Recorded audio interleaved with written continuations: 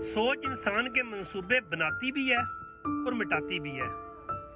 मेरी सोच में सबसे खौफनाक लम्हे जब कब्र को याद करता हूँ कि जब मैं मर जाऊंगा और मुझे मेरे अपने रोते हुए कब्र में दाएंगे और उसके बाद ऊपर पट्टियां लगाएंगे, फिर गारे से उनको पक्का करेंगे और उसके बाद मनु मट्टी डाल के घर चले जाएंगे। 2-3 दिन रोएंगे और मेरे लिए दुआया कलमात कहेंगे और फिर भूल जाएंगे। फिर मैं सोचता हूँ कि यार इसका एक ही हल है, अगर मैं अल्लाह ताला के हुक्म पे अमल करूँ, हकूकुन नास पे अमल करूँ, अहकामे इलाही और सुनते रसूल उस पे अमल करूँ। क्योंकि अगर मेरा यकीन ना हो अल्लाह की ज़ात पे तो मैं मुसलमान नहीं।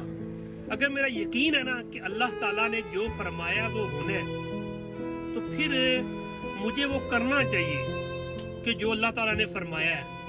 अगर ना किया तो मेरे घर वाले मुझे छोड़ के चले जाएंगे और जब फरिश्ते आके मुझे जगाएंगे तो मैं तो कोशिश करूंगा कब्र को खोदूं, किसी तरीके से बाहर निकलूं या आवाज लगाऊं, लेकिन मेरी आवाज सुनने वाला कोई नहीं होगा। तो उस वक्त अगर मैं हकूकुन नास, अल्लाह ताला के हकाम और बकायदा तौर पे आखिरत की तैयारी करके जाऊंगा, तो अल्लाह ताला ने फरमाया तुम्हारी कब्र बाग बन जाएगी, तो मैं शायद दुनिया से बेहतर जिंदगी गुजार सकूं। मुझे यही चीज डराती है और ये ख्याल, ये सोच के बाद ये जो ईमान है मुझे हौसला देती है।